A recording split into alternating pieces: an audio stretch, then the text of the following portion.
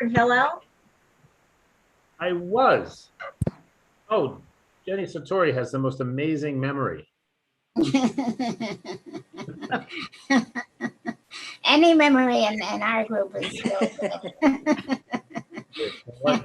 Here's Thelma from the storm surge territory of Falmouth. Oh, hi, Thelma. Hi, we had no storm.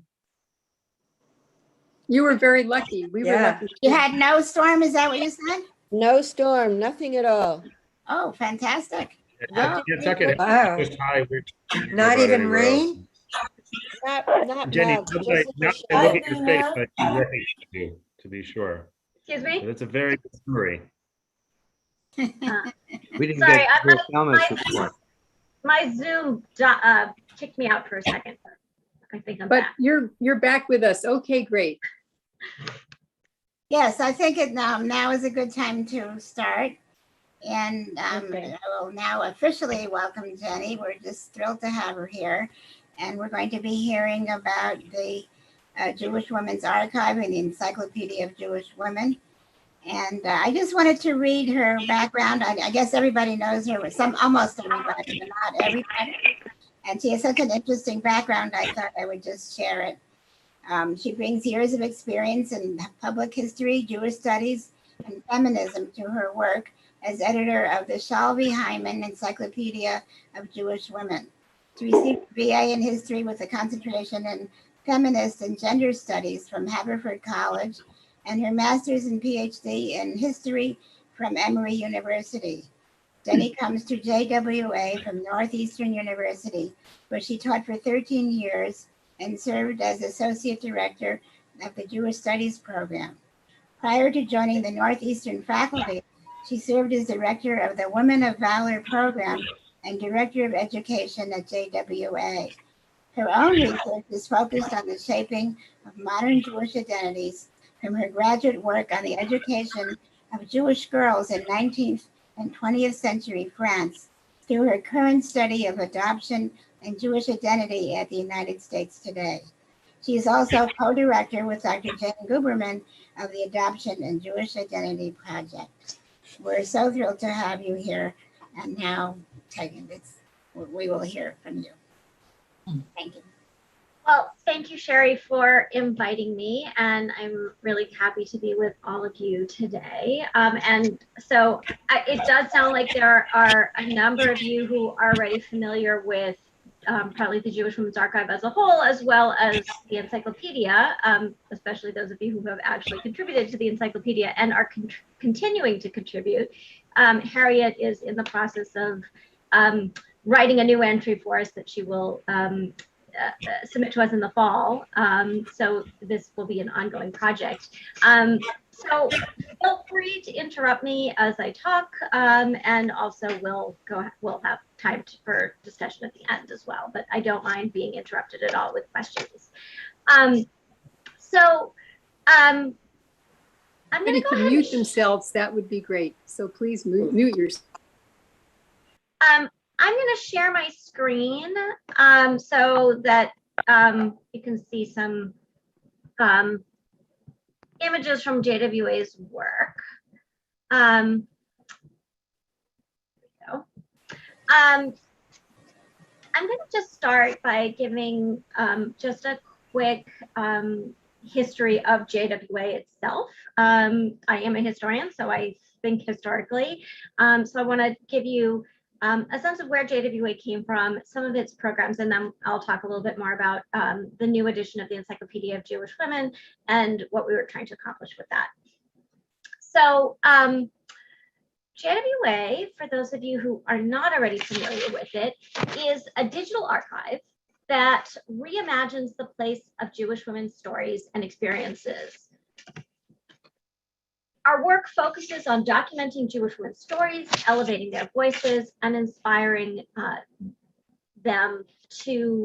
all people to understand themselves as makers of history. JWA was founded in 1995 by somebody I think many of you probably know, by Gail Reamer, who I know has been involved with worship and study in the past. So Here you can see Gail and also many members of JWA's founding board when they got together in 2016 for a reunion.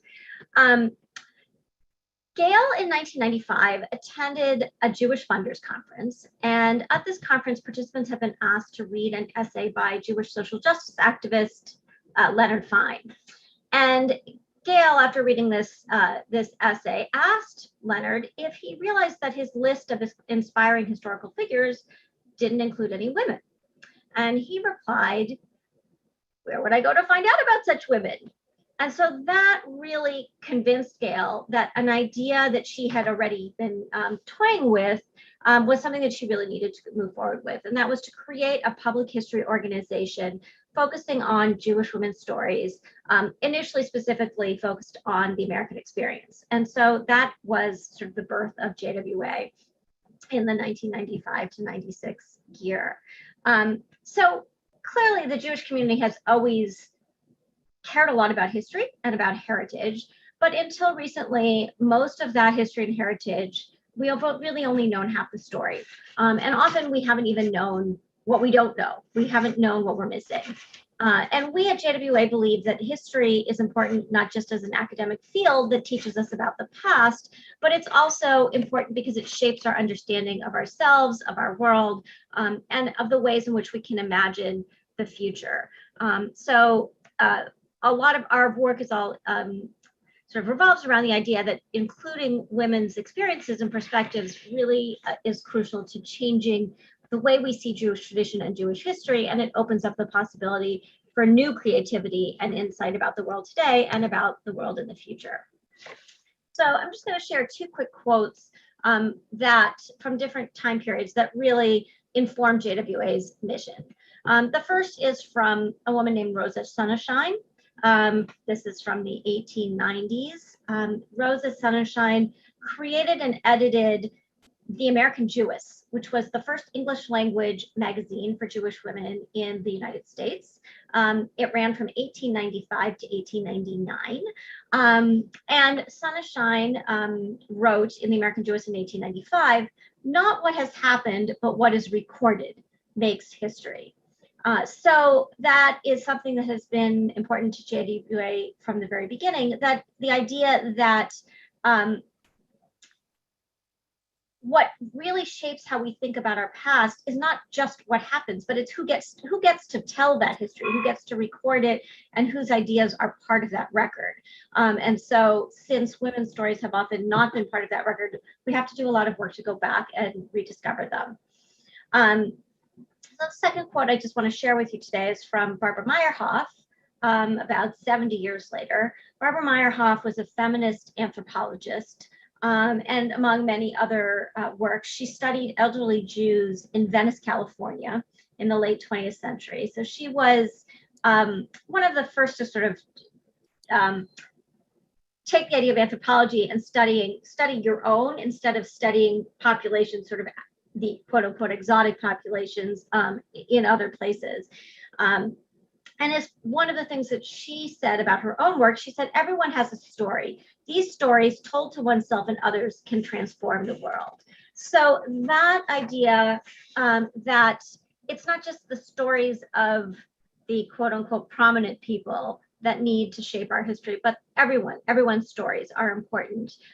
That together with Rosa Sonnenschein's idea about we need to make sure that everyone's voices are recorded and part of that, the historical narrative. Those are two things that really shape what JWA has done. So JWA was founded in the 1990s, and that was a time of important changes in both the field of Jewish studies and also very much in the way in which information was disseminated. Women's history was kind of coming into its own in that time period. Women's history really arose as a field in the 1970s, and it was becoming increasingly well established, both broadly speaking and more specifically within the discipline of Jewish studies. And so a lot of these pioneering scholars of Jewish women's studies who really created this field in the 1970s and 1980s joined JWA's Academic Advisory Council in the 90s, and then that group has continued to really inform our work ever since. This was also the early days of the internet. Today, if you were founding any kind of organization, clearly you would have an important online component. You would have a website, but that wasn't true 25 years ago. And Gail really had this far-reaching vision to create what was really at the time a new type of public history organization that was a digital archive rather than a physical archive. So this was something that really helped JWA redefine the archive as a place of access and engagement. So this wasn't some place, it wasn't an archive that took historical materials and kind of locked them up to preserve them, and to only be accessed by experts and researchers and academics, but rather this was really public access history. You know, anyone could access it. So just to give you a little recap about some of the early programs, and then we can look a little bit about where JWA has gone since then. The Women of Valor program, which ran from 1996 to 2002, was JWA's first major educational outreach program. And as Sherry noted when she was reading my bio, I actually came to JWA in 2000 and was with JWA from 2000 to 2004. And I worked on this program for its last 2 years. This wasn't a program that was based on the idea that if you can see it, you can be it. In other words, we need role models, and Jewish girls needed role models. So it was, the intent was to really expand the next generation's sense of the possible by making sure that women's faces were seen in the halls and on the walls of synagogues and JCCs and Jewish schools and camps.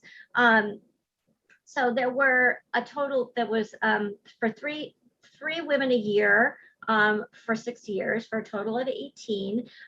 We created posters that highlighted some of the important work that these women had done, and were visually engaging and had a lot of information on them, and then were later complemented by curriculum materials and online web exhibits. So you can see on the screen now some of the women, and they were a wide variety of figures, from Henrietta Zold, who most Jewish historians would have heard about as the founder of Hadassah, and Rebecca Gratz, who created the first Hebrew Sunday school, to Gertrude Weil, who probably most Jewish historians would never have heard of. She was a Southern Jewish woman who was a suffragette in the early 20th century, and really involved in anti-racism work and interfaith work at a time when that was something that was very unusual for a Southern Jewish woman.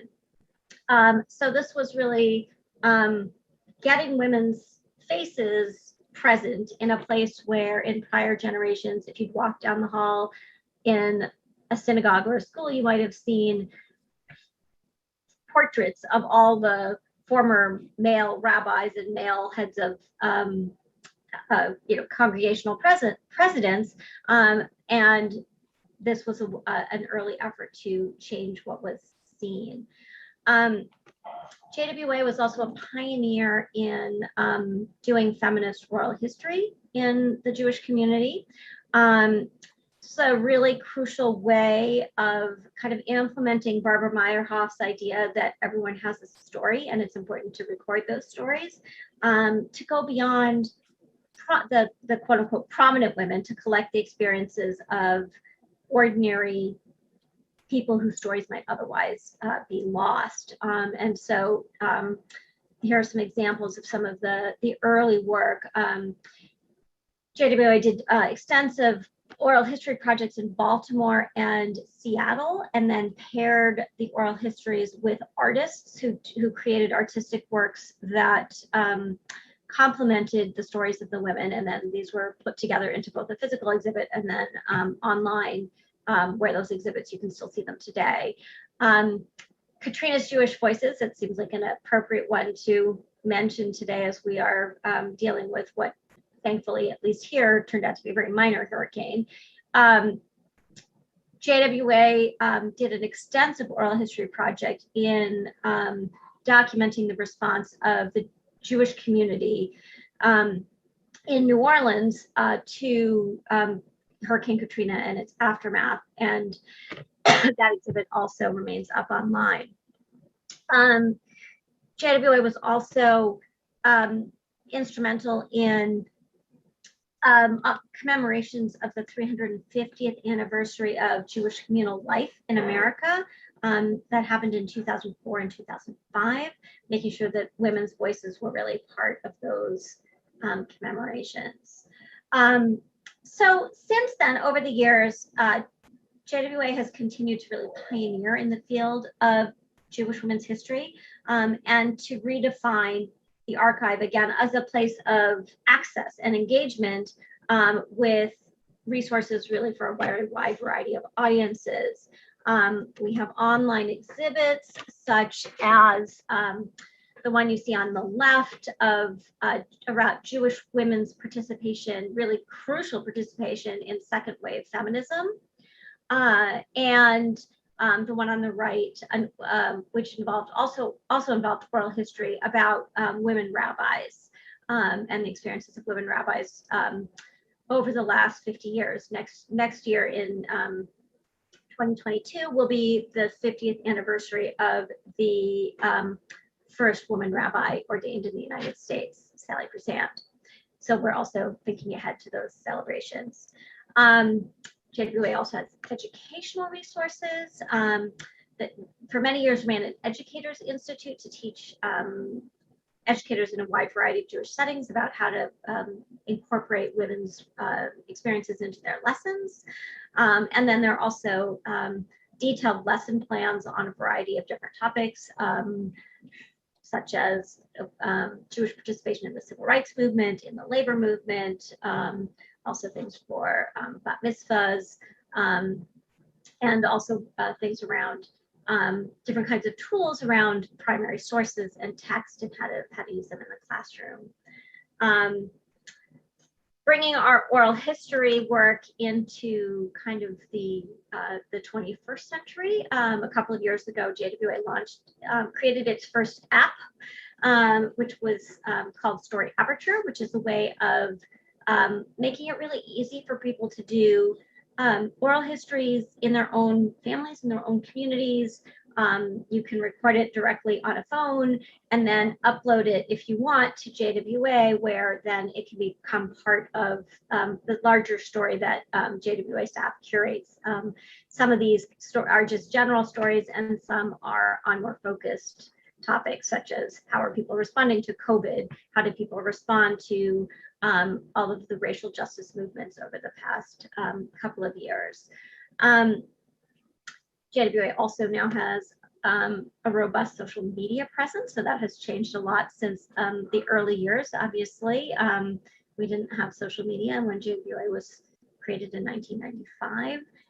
There's a blog that has writings from a very wide variety of contributors.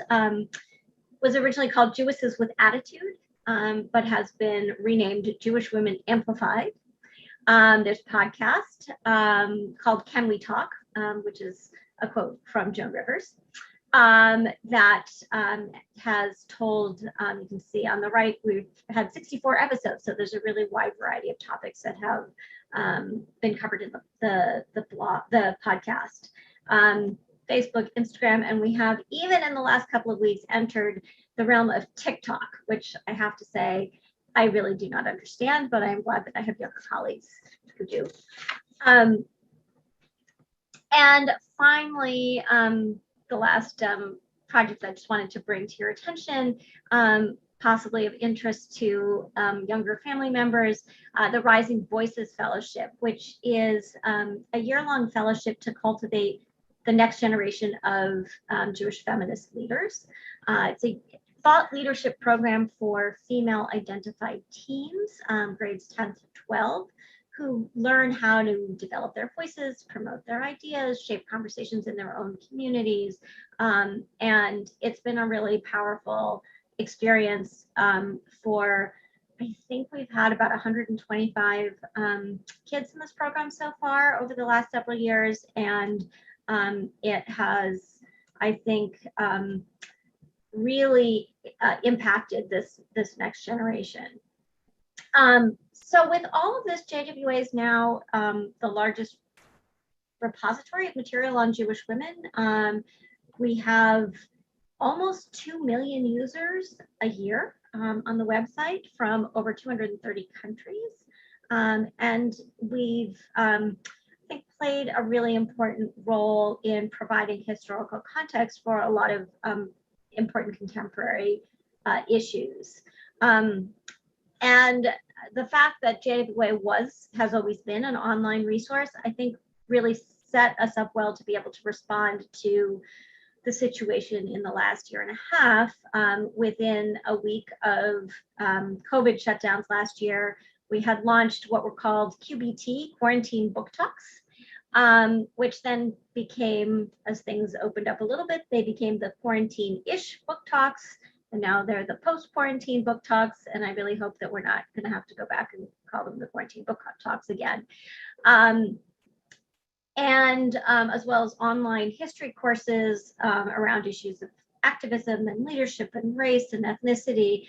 So these are all Thursday evening programs, and we've heard from many people that Thursday evening has become JWA night in their house, which is really great. We've had hundreds of participants at these each week, which has been really great. So that's kind of the JWA overview. And since I am the editor of the Encyclopedia of Jewish Women, I'm going to tell you a little bit more in depth about what that is and what we've been trying to do with it, and then happy to answer any questions. So when I've been talking about the history of the Encyclopedia of Jewish Women, it's been kind of like a walk through the history of media in the late 19th and early 21st, the late 20th and early 21st centuries. The first edition of the encyclopedia was what you see on the left. It was published as Jewish Women in America, an historical encyclopedia, was 2 big fat red volumes that most Jewish historians probably still have somewhere on their shelves. It was a really groundbreaking work for its time. When I've had college student interns working with me, I think they have a hard time understanding at a gut level that when they were doing this in the 1990s, putting together this encyclopedia, the whole field of Jewish women's history was really only about 20 years old. It was a really new field. And so this first edition was edited by Paula Hyman and Deborah Dash Moore, who were among the first kind of pioneering scholars of Jewish women's history. And it was a prize-winning book that really generated a huge amount of new research and new knowledge. I think that's kind of unique for encyclopedias, which I think encyclopedias tend to be kind of synthetic works, which take a ton of information that's already out there and kind of put it together into small articles for people. But because there really wasn't that much out there yet at that time, it really pushed scholarship to push people out there to do new primary research into individuals and topics that there really wasn't that much known about at the time. So that came out in 1997, 24 years ago. And around that same time, there was a couple in Israel, Moshe and Alice Shalby, who had also been thinking about doing an encyclopedia of Jewish women, but they were thinking more broadly across time and space. So not like the original edition, which was focused specifically on North America. So in the end, these 2 projects joined force, and Moshe Shalby, who was a publisher, got permission to reprint all of the entries that had been in Jewish Women in America into his new volume, which became Jewish Women, a Comprehensive Historical Encyclopedia, also edited by Paula Hyman, this time in cooperation with Dahlia Ofer, who is a Israeli scholar of women in the Holocaust. This came out in 2006 on CD-ROM. Remember those? Most of my interns have never seen them before. Of course, when they started thinking about doing this project in the late 90s, everybody thought the CD-ROM was the wave of the future for research. And by the time it came out in 2006, it was no longer the wave of the future. So a couple of years later, in 2009, JWA brought the encyclopedia onto its website, where it was then freely accessible and freely available. There's no paywall, unlike the hurdle of having to actually buy a CD-ROM, which at this point, I think most of us wouldn't even have computers that could access that. So that was 12 years ago. And it was really heavily used. It was getting 1.2 million page views a year from countries around the world. And from, I think when we first started working on this, the new edition, we had kind of assumed that it was mostly being used by students and scholars, but we did a user survey and discovered that about half the people who were using it were there just out of personal interest. There were Jews, Christian, Muslims, atheists. So there were a number of Christian Bible groups looking up biblical figures because they couldn't find much else about many of the female biblical figures, especially from a non-Christian point of view. They were interested. We had genealogists. We had people who were just there out of curiosity, which was really great to know, and then helped kind of inform how we would move forward. We knew that neither history nor scholarship stands still. So in 2017, Judith Rosenbaum, who had taken over a few years earlier as the executive director of JWA, decided it was time to do an entirely new edition of the encyclopedia, which has then been renamed the Shalvi Hyman Encyclopedia of Jewish Women in honor of Moshe and Alice Shalvi and Paula Hyman, and their work on the previous editions.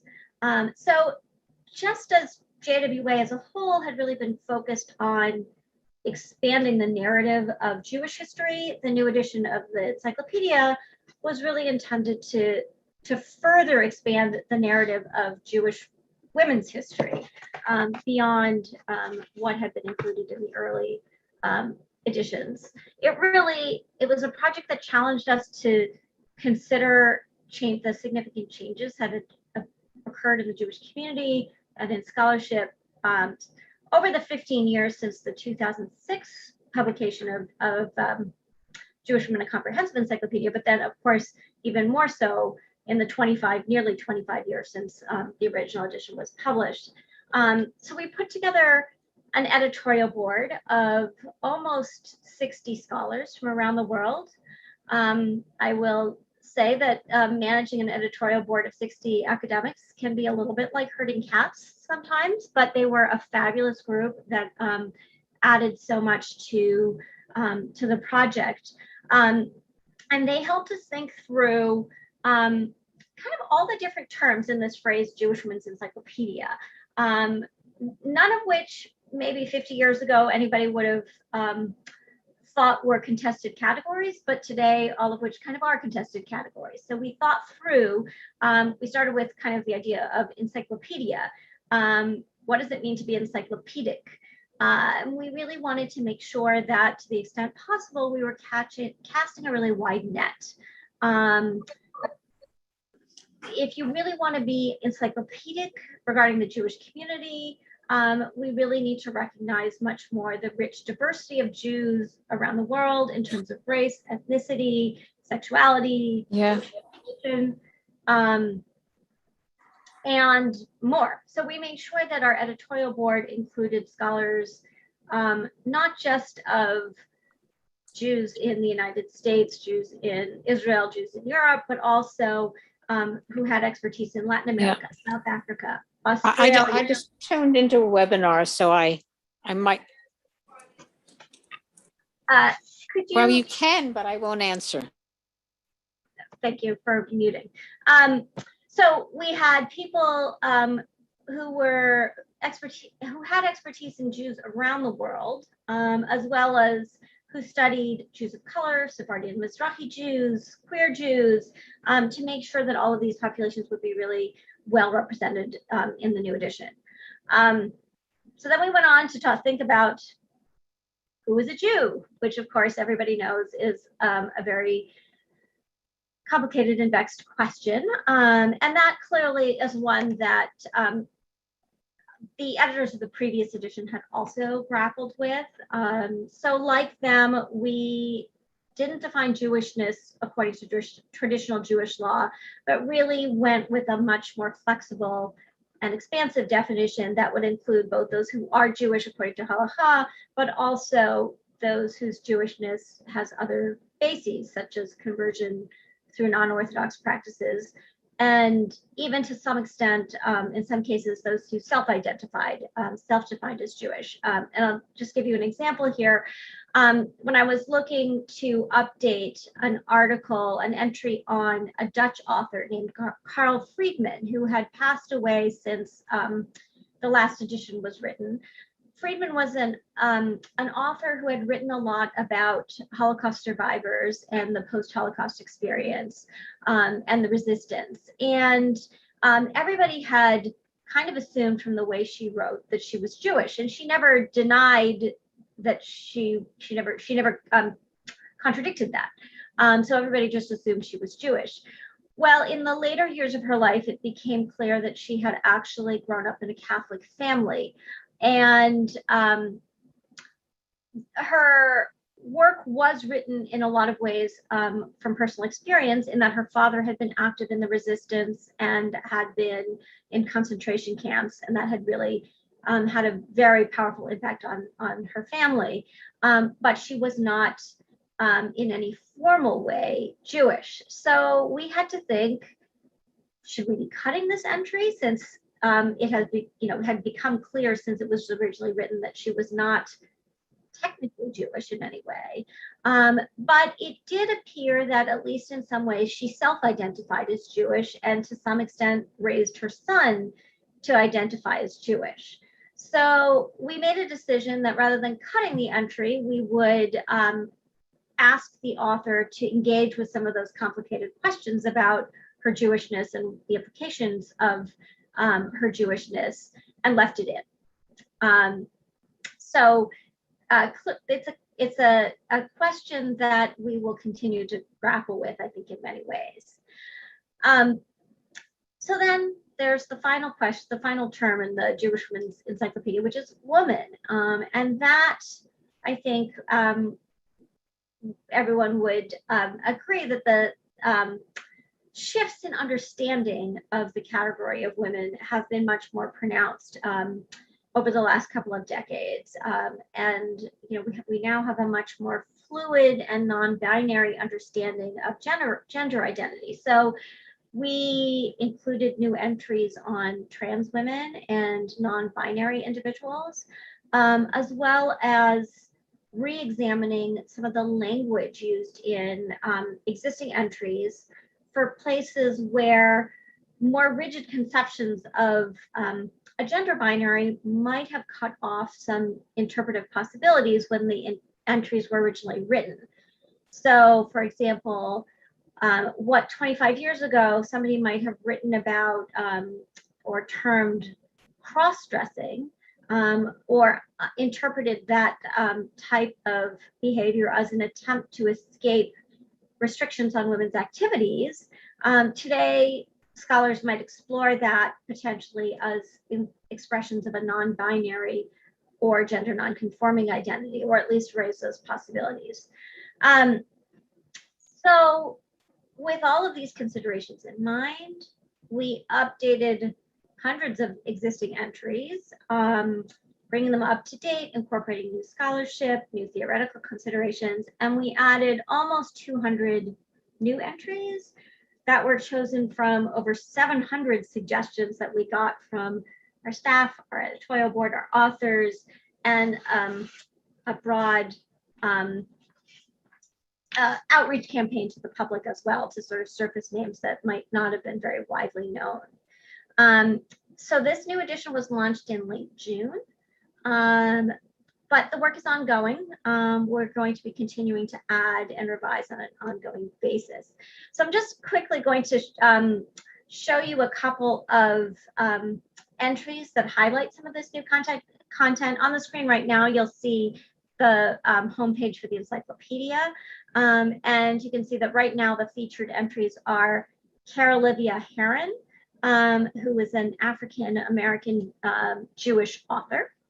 Frances Rosenthal Callison, who, to get us out beyond our sometimes New York-centric idea of Jewish history, she was a Texas Jewish historian and humanitarian, and she is the only Jewish woman in the National Cowgirl Museum and Hall of Fame.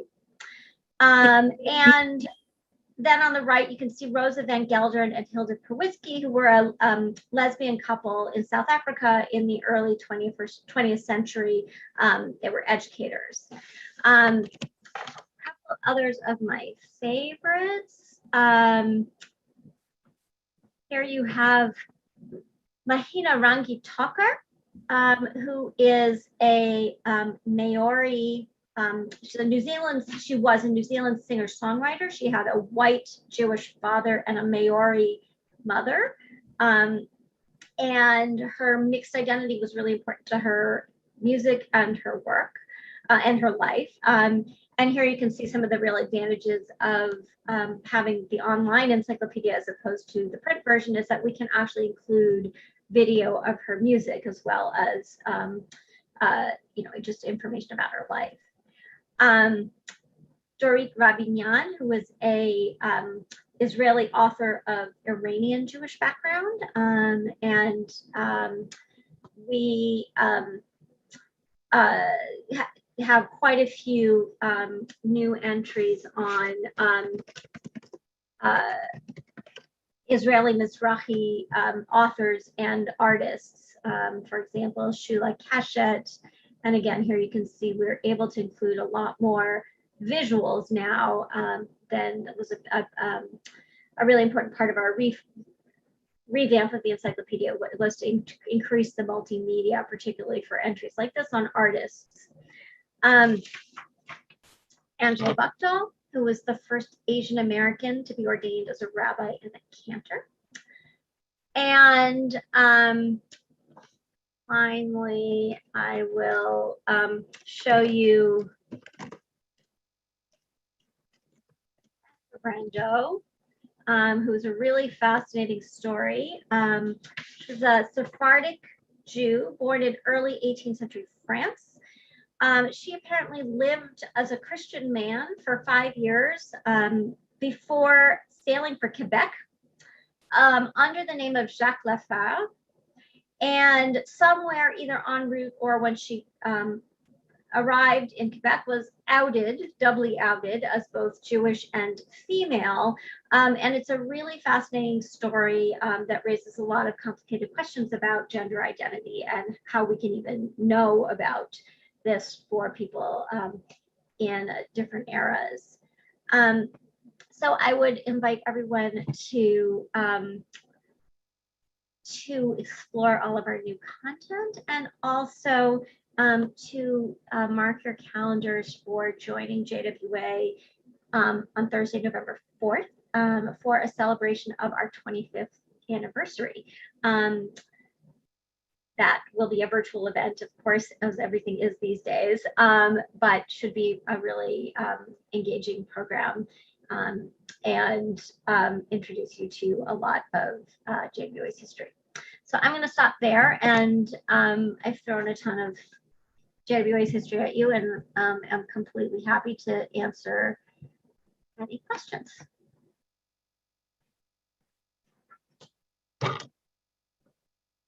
Oh, thank you for that so much, Jenny. And it was just fascinating to see the course of history and the development of women's roles and the sociological or social changes that took place as the encyclopedia developed, and it's really a fascinating record of this change, along with the record of Jewish women. So then seeing the two together is just amazing. Now we have here Harriet, who has contributed some entries to the encyclopedia, and she said she would mention a few members of the Worship and Study Minyan who have contributed. And also, of course, I was informed that Carol Livia was a member of Worship and Study Minyan too. So we have a start in this, and maybe Harriet could just mention a couple things now. Oh, you're asking me? Yeah. Well, thank you, Jenny. I just want to say that despite having been involved heavily in the original 2-volume encyclopedia, I learned an awful lot of things tonight that I hadn't learned before. So thank you for somehow getting an enormous amount of information into a relatively short time. And it's just interesting how JWA developed. And then there was the encyclopedia, and there was this wonderful merger that JWA was able to take over that print, that heavy 2-volume print thing, which I can see right from where I'm sitting. I keep it right on the piano where I can see the bright red covers, and make it available really to the whole world. And it's just something extraordinary. And I'm very happy that the encyclopedia is still expanding, and it's going to be used more and more, and we just need to encourage people to use it. So it was a wonderful sort of union of of a wonderful organization and a important publishing project that JWA took that first encyclopedia under its wing, so to speak. And now it's all blended together. And I'm very appreciative of that, and happy to be able to point to a couple of entries that I wrote, and also to a few people, some of whom are right here, who I sort of persuaded back in the days of that first encyclopedia. I sort of persuaded various cousins and friends and so forth to write entries. And now, many years later, they're here. And I see my cousin Jane is down there smiling. She's one of the people I persuaded. So since I'm talking, can I ask Jane if she wants to say something from North Carolina? Of course. But Jane, you have to unmute yourself. You have to unmute. Okay. I no longer have my 2-volume encyclopedia. No, I donated it. I was working for a while at the Frisch Yeshiva in Paramus, New Jersey. And I approached the librarian. She says, we would love to have a copy, but it's beyond our budget. And I just gave her the 2 volumes. So you've got more students reading it, and I hope being inspired. And every time I go to the encyclopedia, there, like Harriet said, there are new things, always new entries, and women we didn't know about, which is it's just incredible. It's a gold mine. Well, I think I probably know the encyclopedia better than anyone at this point, having now edited new versions of almost all of these entries. But I have to say, I'm still learning so much as I read. And right after we launched, we had a little office celebration for our launch of the new edition, which happened on June 24th, I think. We played that. Judith Rosenbaum, our director, had created a little Jeopardy-like quiz show of entries that was trying to stump Jenny to see whether she could answer the trivia questions about them, which I could, some of which I couldn't. It was fun. Harriet, do you want to say a word or two about the entry that you're going to be writing for us this fall? Yes, I muted temporarily because my phone was ringing and I didn't want that to bother. Well, I am going to write a new entry about a South African Jewish woman who helped Gandhi during his 8 years in South Africa. And I had written about her, I wrote an article about her, and I hadn't really thought of writing about her for the encyclopedia, I want to tell you, Jenny, because I knew you were trying to get away from all these European Ashkenazi women, of which she was one. They're Litvaks in her family. But then I saw that entry about the lesbian couple in South Africa that you had. It's one of the featured entries. And I thought, well, I could write about Sonia Schlesson. And so I'm happy to say that Jenny accepted my proposal. And now I have to spend a lot of time reviewing everything I ever knew about her and writing a completely different piece that meets the guidelines. But I think it'll keep me off the streets somewhat in Cambridge in the fall. It'll give me a little focus. And then I'll be happy. There's a man in Scotland, George Paxton, who wrote the very small, only existing biography of Sonia. And he actually was able to interview some people who knew her in her later years. This was some time ago. And he'll be very happy to learn that his work through my entry is going to be all over the world. And so that's another thing that's so great, is that various primary and secondary sources that are locked up in that were never bestsellers, that exist in various archives and top shelves of libraries, wherever, are, because they're featured in the encyclopedia, they're accessible now from all over the world. So he'll be very happy to know that. So that's all I wanted to say. So who else wants to say or ask something? Hello.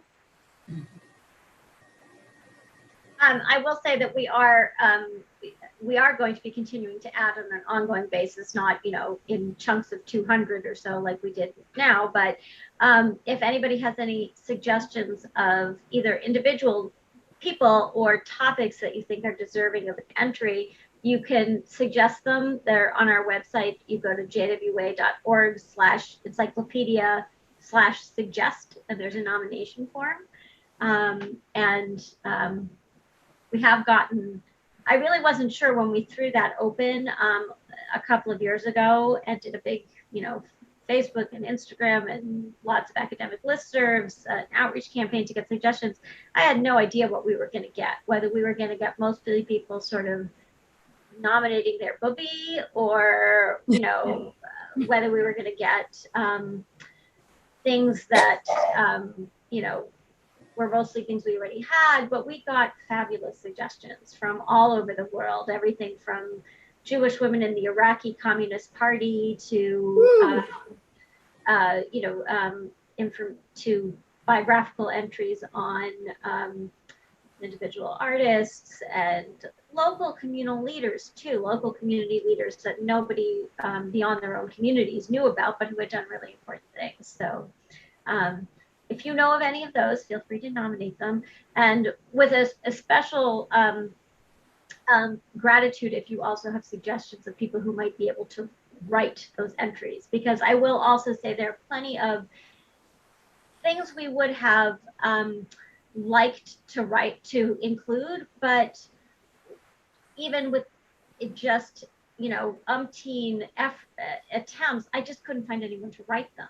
And if you can have a great idea, but if nobody is prepared to write it, it's too bad. And I will also say that COVID certainly did not help, in that there were a lot of entries that were supposed to be turned in where people had to say, I'm really sorry, I can't turn it in on time because the archives I have to go to are closed, or I'm not allowed to go into my office and that's where all my files are, or I'm home supervising 3 kids schooling and I really can't do it now. So we have some cleanup work to do in as the world hopefully reopens to finish up some of those things that we really would love to include, but just haven't been able to so far. I was wondering whether there was any conflict in the board and making such a wide net of who you would include. And the other I had two questions actually. And as you probably noticed in the chat, there was a question of how to access the encyclopedia online. So you might want to mention that. Yes, I see somebody put in the chat, Rabbi Jim put in that it's just jwa.org/encyclopedia. If you go to the just jwa.org, you'll see the link right there. Jim, are those suggestions also from you, the Ruth Anna Putnam and Svetlana Boym? Yes, two of the many incredible women in our community. If you could put them into our nomination form, that would be fabulous, and just like a couple of sentences about them so we can know how to fit them into some of our priorities. That would be great.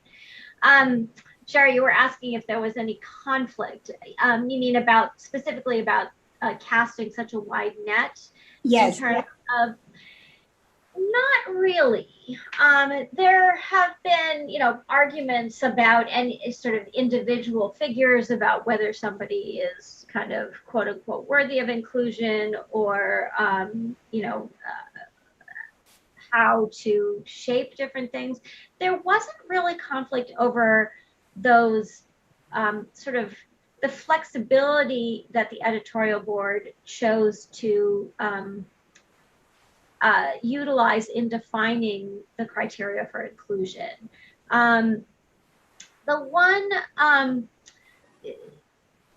think everybody agreed that Jewish identity is such a complicated and multifaceted thing that it was impossible at this point to try to define it narrowly, and it would not do justice to the Jewish community as it exists. It's a diverse community, and that the encyclopedia needed to reflect that. And so I think basically there was a sort of a sense that if there was a case to be made for including somebody, then we would be open to including them if we could find someone to write on them.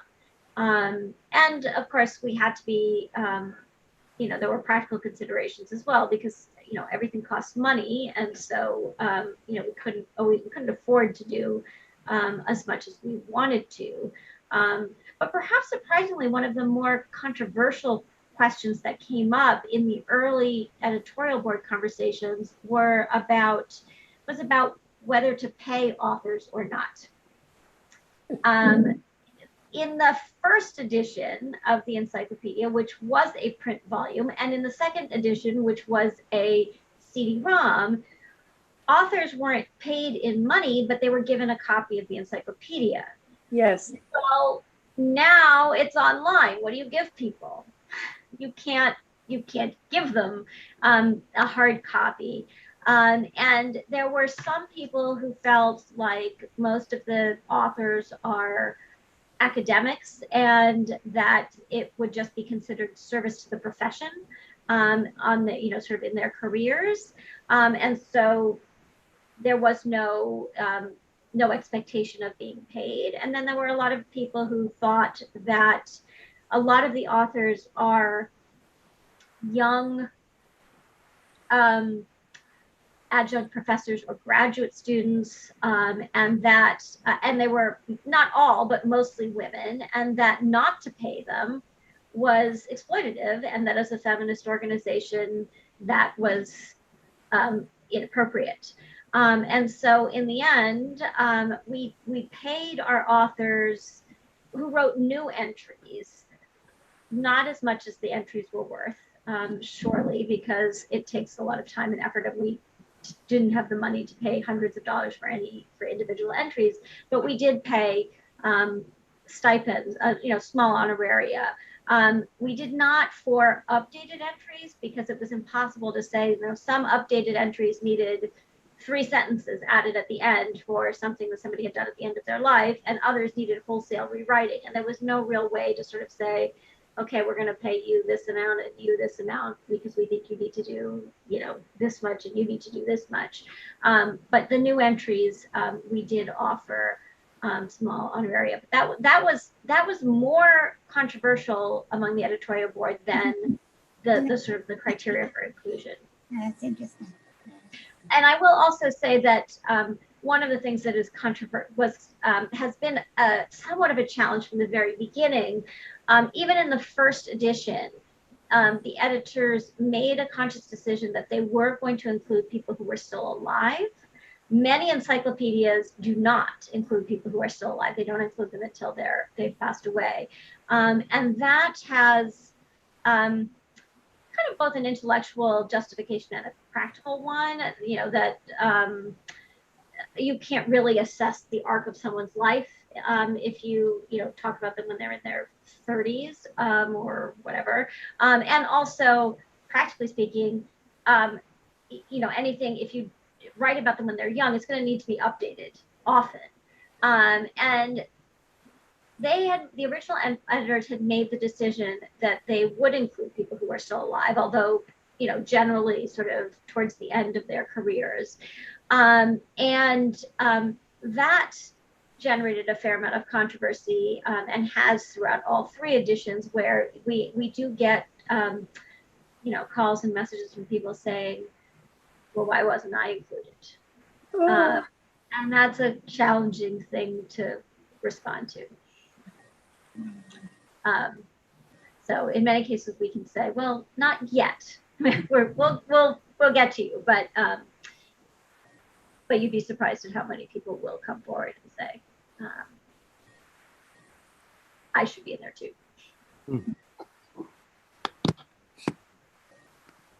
So anybody else? Well, this has just been so interesting, and we can't thank you enough. And I'll be interested to see what the new dimension is going to be in the future, how the JWA evolves as time goes on. But congratulations on everything that you've achieved. And we're very grateful for you to have come and shared with us. And unless I'm missing anybody, any more questions, then thank you very much. Thank you for having me, and please do join us in November for our 25th. Yes, we will. Most, Jenny. Bye. Good night. Good night. Right. Thank you. Good night. Thank you, Sherry. Thank you all for coming. Thank you. Thank you. Sherry. Good night. Night.